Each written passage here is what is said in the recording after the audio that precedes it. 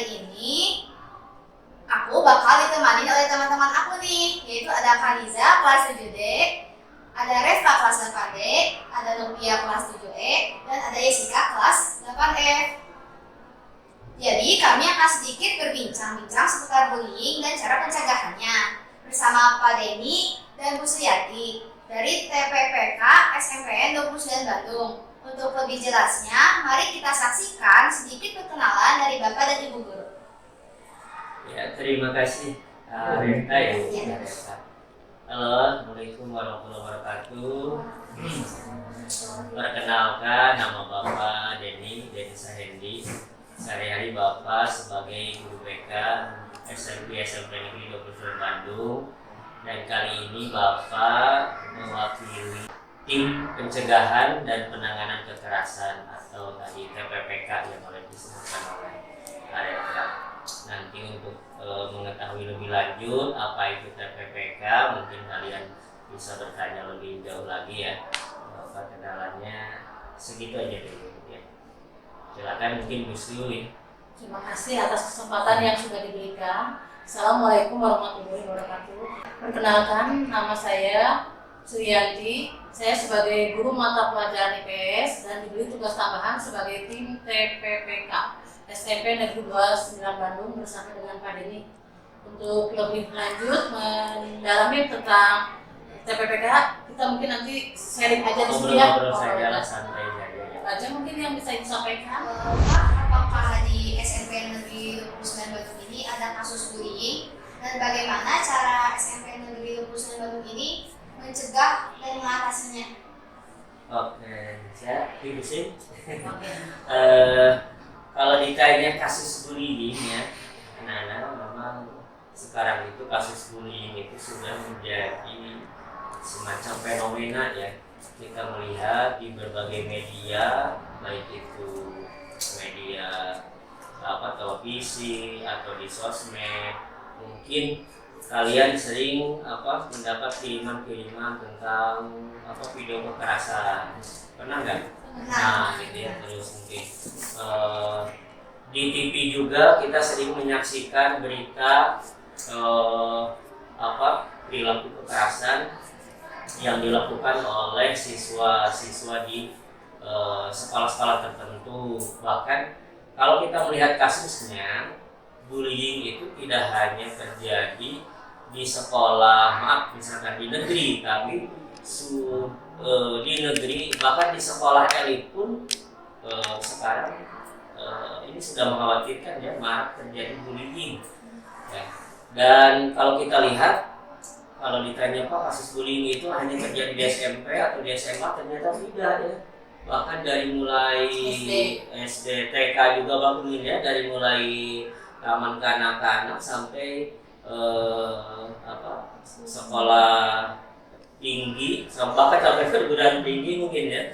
Perilaku bullying itu sekarang marak terjadi. Makanya sekarang di tiap sekolah dengan adanya Permendikbudristek nomor 46 tahun 2023, itu semua satuan pendidikan ya, semua sekolah itu diharuskan untuk membuat yang namanya TPPK yang tadi yang disampaikan tadi. TPPK itu adalah tim pencegahan dan penanganan kekerasan. Jadi di setiap sekolah sekarang itu wajib untuk membentuk TPPK. Nah, untuk apa tadi itu? Untuk berusaha mencegah tindakan-tindakan bullying ya, yang terjadi di sekolah, meminimalisir. Ya.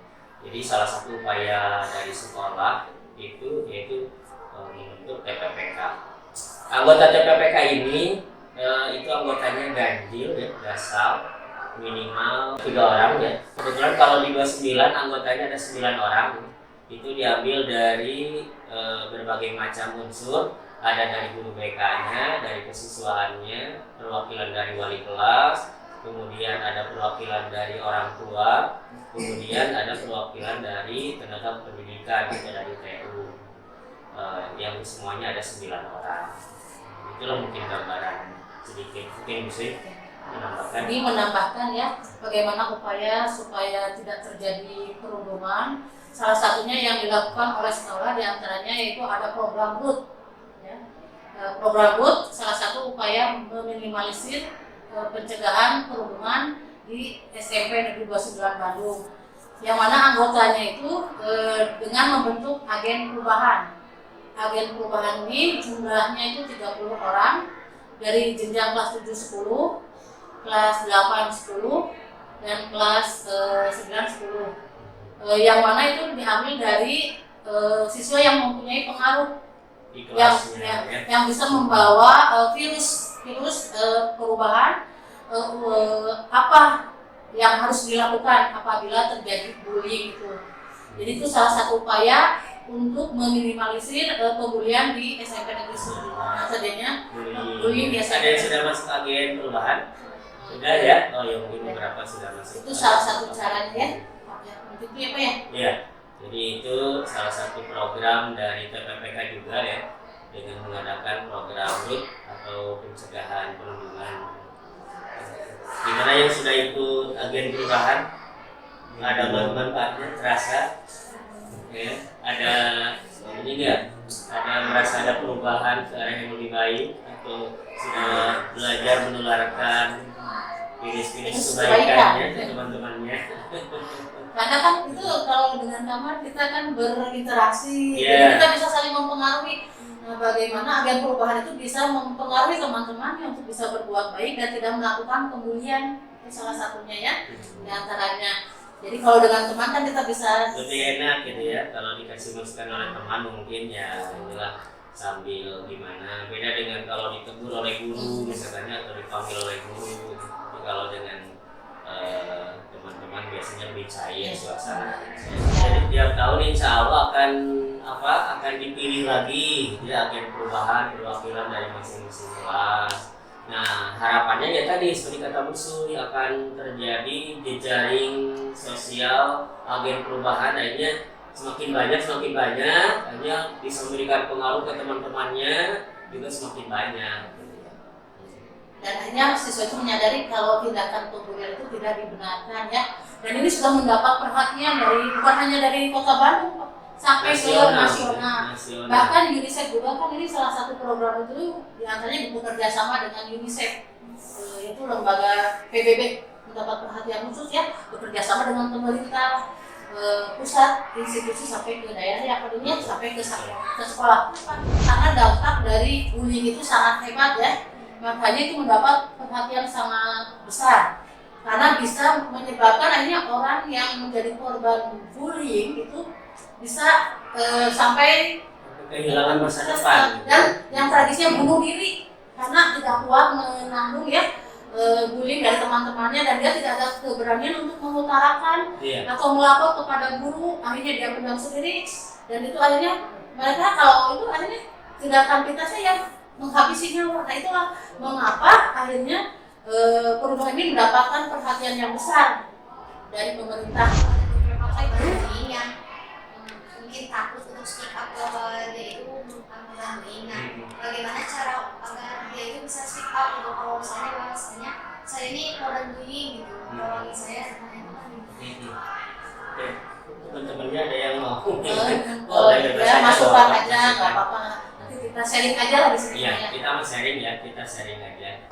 Jadi pelaku bullying itu memang banyak kejadian.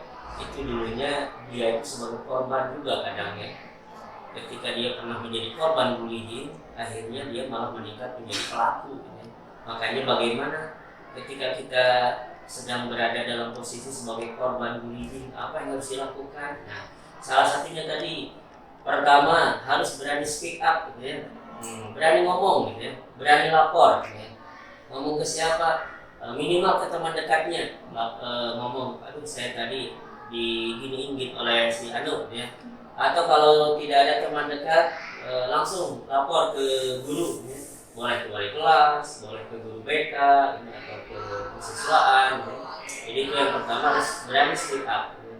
Yang kedua ya harus berani melawan. Jadi dia coba untuk melawan Kalau di agen perubahan itu kita diajarkan ada materi tentang komunikasi asertif ya. Pernah mendapat materi itu enggak? Ya, komunikasi asertif. Jadi bagaimana kita menolak tekanan atau keinginan yang kuat dari orang lain tanpa kita harus menyakiti orang yang ditolaknya itu istilahnya. Itu kita menggunakan bahasa asertif tadi gitu. Jadi coba aja lawan, dalam arti kita mungkin ngomong dengan baik-baik gitu ya.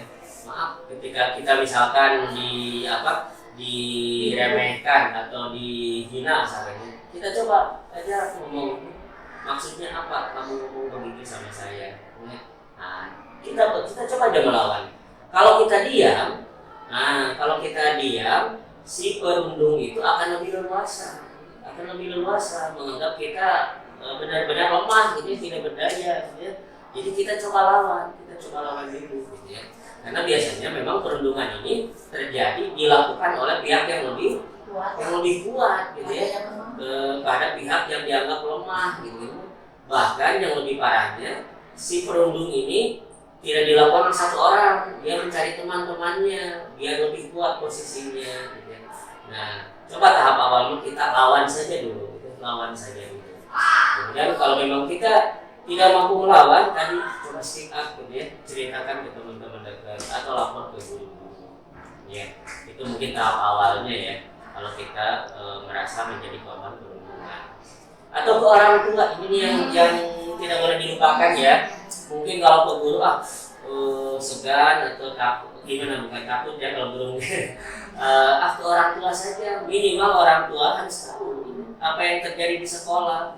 Jadi apapun yang dialami di sekolah, ceritakan di rumah, ceritakan. Pak, Bu, ayah, Ibu tadi di sekolah gini ceritakan aja, nggak usah malu-malu ya. Walaupun kita mungkin dianggapnya sudah mulai remaja, mulai bela gitu, tapi ya nggak ada salahnya kita bercerita ke orang tua sendiri, gitu ya. Apa yang terjadi di sekolah atau di luar sekolah. Iya. Aku izin bertanya. Iya. Sebelumnya makanan aku yang sudah Oh iya. Aku dari kelas 8F. Kan kalau dari Areta tadi pertanyaannya pandangan sang korban. Kalau kita sebagai teman sang korban itu kita harus ngapain? Oke. Sebagai teman, apa yang harus kita lakukan sebagai teman sang korban yang mengalami perundungan? Langkah kita harus peduli kepada teman yang dirundung. Kita harus berempati, bersimpati, ditanya ya apa yang kamu rasakan. Nah, setelah itu kita mengambil sikapnya bisa awalnya kita menasehati teman yang melakukan pembulian. Kalau langkah ini tidak bisa membawa perubahan kepada teman yang melakukan pembulian, kita tahap selanjutnya kita lapor ke guru kalau terjadi di lingkungan sekolah. Nah, nanti dicarikan solusi seperti apa. Kalau misalnya tindakan itu terlalu fatal, itu mungkin nanti akan ditindaklanjuti ke orang tua. Karena sekarang itu sekolah akan menindak tegas kepada siapa saja yang melakukan pembulian. Jadi ini mendapatkan perhatian yang ekstra karena sudah dari pusatnya seperti itu ya Pak ya. Jadi mewanti-wanti dibuat sekolah nyaman, aman, dan menyenangkan bagi siswa. Dan jangan sampai ya ketika ada teman kita dirundung, kita diam saja jadi penonton. Nah ini ya, ketika ada teman dirundung, kita diam saja jadi penonton. Atau malah jadi perundung pasif ya, kita ikut tertawa hahaha gitu ya, ikut menertawakan, bahkan ikut mungkin gimana jadi supporter, itu nggak boleh ya, tidak boleh. Jadi kalau memang kita apalagi sebagai agen perubahan ini nih, harus benar-benar berada atau berpihak di posisi korban ya, di posisi korban. Kita berusaha untuk melakukan pembelaan terhadap korban. Apalagi kalau korbannya benar-benar tidak berdaya, kita harus memberikan pembelaan ya. Jangan sampai jadi penonton atau malah jadi perundung pasif ya, yang ikut menertawakan dan sebagainya. Itu kayak kita harus berempati ya Pak ya. Kalau kita berada di posisi itu seperti apa dan kita harus bersikap seperti apa. Kita tolong ya orang-orang atau teman kita yang mengalami pembulian. Karena kita tahu dampaknya itu sangat hebat ya. Sangat luar biasa dampaknya. Tahu akibat dari bully ya Pak. Apa saja coba? Gimana gitu. Apa saja coba? Ada yang pernah ini jadi korban bullying nggak? Pernah dibully nggak? Korban secara fisik. Apa? Itu. Secara apa yang pernah? Korban sosmed gitu ya.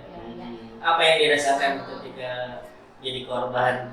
Enak nggak? Enak nggak? Sakit hati, sedih gitu ya. Overthinking akhirnya betul. Ya. Sekolahnya Akademisnya? jadi gimana? Malas atau semangat? Malas. Takut. Mungkin bertemu dengan orang lain juga takut. Kadang minder itu bisa jadi. Ya. Jadi ya itu memang dampak dari bullying ini luar biasa ya. Kita juga mungkin pernah mengalami ya. Dan mudah-mudahan tidak jadi pelaku ya. Karena kita sudah tahu bahwa tidak enak menjadi korban bullying itu, nah kita jangan jadi pelaku. Kita harus memiliki sikap empati, gitu. Bagaimana rasanya dibully, gitu. Makanya jangan meningkat jadi pelaku. Kalau jadi pelaku itu bahaya. Menurut Bapak atau Ibu, apa yang dapat dilakukan untuk menghindari kasus pembulian? Baik di dalam sekolah maupun di luar sekolah. Apa saja tipsnya Bu Sui? Mungkin Bu Sui punya tips agar tidak dibully. Kita harus percaya diri. Ya. Kita harus memiliki rasa percaya diri yang tinggi, mempunyai kemampuan berkomunikasi dengan baik, tunjukkan prestasi, ya. Jalin pertemanan yang banyak dengan. Nah, jadi kita harus semangat, percaya diri, gitu ya. Tidak menampakkan bahwa kita ini lemah, gitu kan ya. Sehingga kalau kita menampakkan kita ini lemah, ini ada peluang bagi pembuli, gitu ya. Wah, ya, itu kayaknya nih lemah nih, bisa dibully nih. Kalau dibina atau segala macam itu diam saja, gitu. Jadi tunjukkan bahwa kita percaya diri, kita punya semangat. Kalau misalkan kita udah punya rasa diri, kita bakal ngelakuin orang yang udah ngebully. Tapi ternyata si pelaku pembulian itu malah berbalik mengancam kita sendiri. Dia nggak bilang cuma takut karena mungkin dia sadar takut gimana ya. Kalau misalkan tiba-tiba nih kita udah lapor, terus si pembulinya malah berbalik membuli kita sendiri, gimana? Jadi malah berbalik dibully. Iya, kita juga dibully.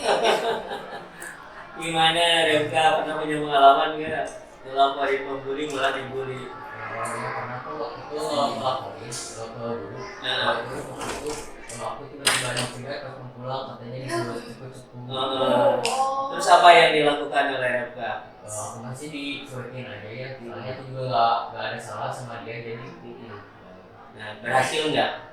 Berhasil tuh salah satu tipsnya gitu ya. Jadi jangan bawa saja gitu. Terasa ya, Kalau memang tidak merasa ini ya sudah, hindari saja.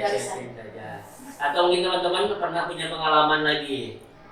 Nah, gimana pengalaman ngelaporin yang ngebully, malah kita dibully gitu. Padahal asalnya teman yang dibully, cuma kita laporin malah kita yang dibully. Pernah nggak? Belum pernah ya. Ya jadi memang itu bagus juga tuh tips dari Repka sebenarnya. Jadi ketika cekin saja lah, ternyata berhasil ya. Akhirnya dia sampai sendiri. Kalau tidak dilayani. Nah, kalau memang sudah mengarah ke ancaman fisik, ya tadi itu laporkan saja ya. Lapor saja ke guru, ke orang tua. Kalau sudah merasa terancam gitu ya. Misalkan Repka tadi mah hanya dibilang ceput saja gitu ya. Tapi kalau sudah mencegah atau dia ngajak berkelahi, gitu ya, nanti saya tunggu di mana gitu ya. Jangan mengancam keselamatan, jangan ragu-ragu untuk melapor, bercerita, ya melapor gitu ya. Minimal ke orang tua, gitu ya, ke teman-teman dekat dan ke guru. Gitu ya. Kalau memang sudah ini memang berbahaya, sudah mengancam ke fisik nih, sudah mengarah, sudah ngajak gelut gitu kan, ngajak berantem gitu. Karena kita sedang marak kasus pembulian. Nah, seorang pelaku pembulian itu harus dihukum nggak sih? Biar dia itu nggak melakukan pembulian. Iya. Mungkin hukumannya lebih ke arah hukuman sosial ya. Kalau misalkan katakanlah pembulian, mungkin ini bisa dilihat dulu dari tingkat kasusnya ya. Apakah tingkat kasusnya ini sudah Tindakan kekerasan. mencelakai orang, misalkan sehingga orang yang dibulinya berakibat luka, berakibat cedera misalnya, atau misalkan terganggu panca indera dan sebagainya, atau bahkan sudah mengarah ke penghilangan nyawa seseorang. Nah ini mah kan sudah termasuk tindakan pidana. Tindak pidana ini harus dilaporkan, dibawa ke jalur hukum ini mah ya. Kalau sudah kaitannya dengan keselamatan, sudah mencelakakan, kemudian menghilangkan nyawa, ini pasti sudah akan mendapat hukumannya ya. Karena di beberapa kasus tindakan mungkin awalnya ini dianggap pembulian biasa, tapi ketika sudah mengakibatkan luka di sekolah kita memang pernah terjadi lah kasus seperti itu. Kalau memang tidak bisa diselesaikan secara kekeluargaan, ya ini bisa naik ke jalur hukum, gitu ya. Bisa naik ke jalur hukum dan bisa dihukum kalau sudah mengakibatkan tadi celaka, merugikan orang lain ya Pak ya. Orang lain, apalagi sampai keselamatan jiwanya. Jadi pada intinya pembulian itu sebetulnya tidak ada toleransi sebetulnya bagi tindakan bullying itu sebetulnya ya. Cuma mungkin tadi seperti kata Bu Suy, bisa dilihat dulu tingkatannya, apakah ini ringan gitu kan ya, atau memang sudah mengarah ke serius gitu, dan sebagainya. Karena kadang kalian merasakan nggak, mungkin teman-teman itu nganggapnya bercanda gitu kan, cuma bercanda gitu. Jangan masukin hati. Jangan berandai. Jangan berandai. Iya, Iya, kadang sering gitu ya. Yang udah berandai cuma gitu aja jangan hati gitu ya. Nah, tapi hati-hati kalau hal candaan-candaan itu dilakukan berulang-ulang gitu ya.